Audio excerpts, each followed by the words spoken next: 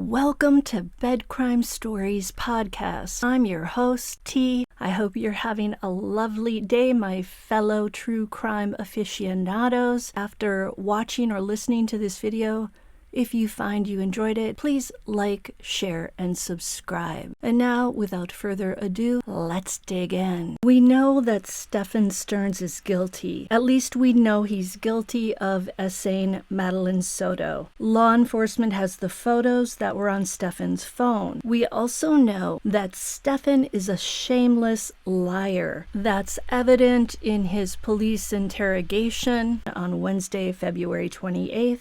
And his father, Chris Sterns, has admitted that Stephan has been lying to him and his wife, Debbie, for a very long time. Aside from his exact motive for unaliving Madeline, he's pretty much an open book. I think this explains why we're so much more interested in analyzing Madeline's mother, Jenn Soto. Her detached demeanor in the video footage of her from the initial days after Maddie went missing, her showing more concern about Stephan's future and his need for a lawyer than over the possibility that her child was no longer breathing, her saying Stephan's SAing of Maddie was fine, it's just the unaliving that's evil. This stuff has both shocked and angered us. On a recent show, Vinnie Politan, along with Gisela K. of Grizzly True Crime and a psychologist, went through the items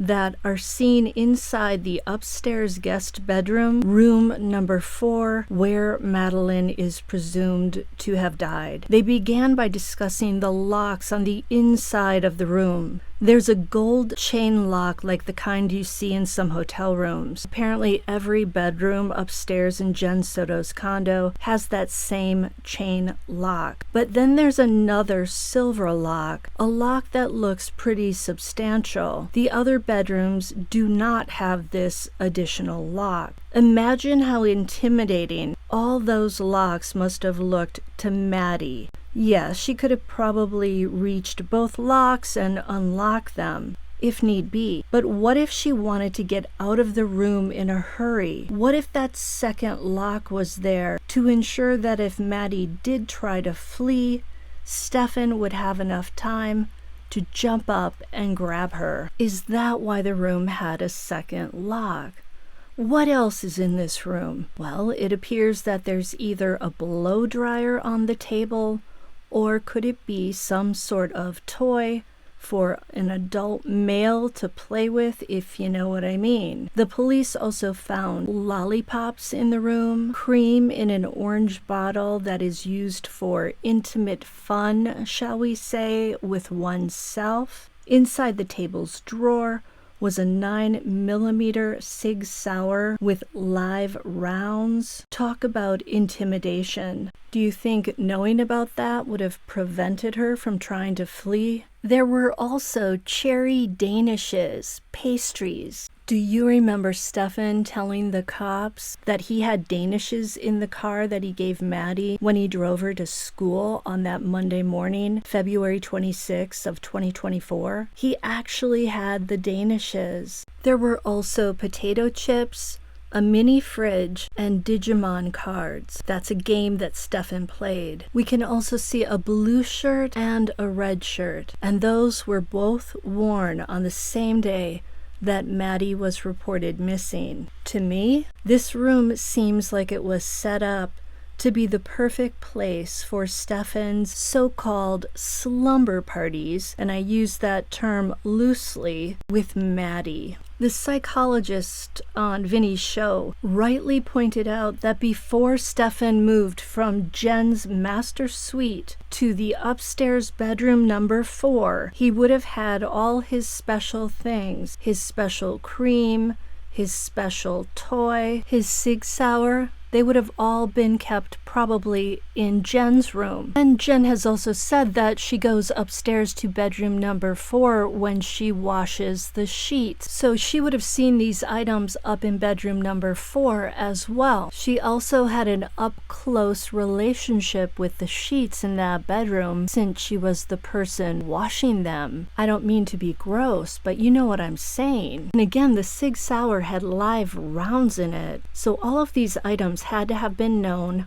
to Jenn Soto, which makes it all seem very, very likely that she did know what Stephan was doing to Maddie when they were alone together in bedroom number 4. When Jenn was speaking to the cops, she told them that she didn't run up to bedroom number 4 when she realized that Maddie was missing. That's a rather suspicious thing. Most parents, if they found out that their kid wasn't in school all day, one of the first places they would check would be the person's last bedroom. I have to say last bedroom because in Maddie's case, she really didn't have her own bedroom per se. And the last bedroom that she slept in was bedroom number 4. Most parents would go directly to that bedroom and see if there are any clues, maybe a note left behind, any signs that might help them figure out where their child may have gone.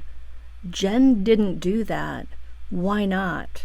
Was it a lack of curiosity, or did she already know? Listen to what Jenn told detectives in one of her interrogations. I got home around 10:30. I started getting ready for bed myself. I started eating and taking my meds because I have to take meds. I sent them to sleep upstairs in the guest bedroom so that I could get a good night's sleep. Suggested that we all sleep together in the same bed together, but not the easiest person to sleep with. She rolls around, she punches, she kicks. We have a king size bed and she typically sleeps on one side and she'll end up on my side when we wake up. Okay. So I asked her, I'm like, no, please, I need a good night's sleep. If you guys can go upstairs and let me sleep, and go upstairs to the guest bedroom upstairs because I just, he's not a very clean guy. He's kind of a little hoarder and a collector. So just my house was always a mess and never the way that I wanted it to look. It wasn't until June that he got his own bedroom and I sent him upstairs. That's where the requests for sleepover started. Did you notice how she pauses when saying that's where the requests for sleepovers began? I believe the pause is indicative of two things. 1, Jenn is being deceptive. And 2, I think she meant to say that's where the essay began. Listen to it one more time. I got home around 10:30. I started getting ready for bed myself. I started eating and taking my meds because I have to take meds.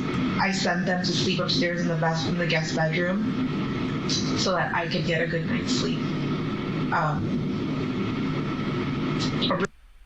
Suggested that we all sleep together in the same bed together, but not the easiest person to sleep with. She rolls around, she punches, she kicks.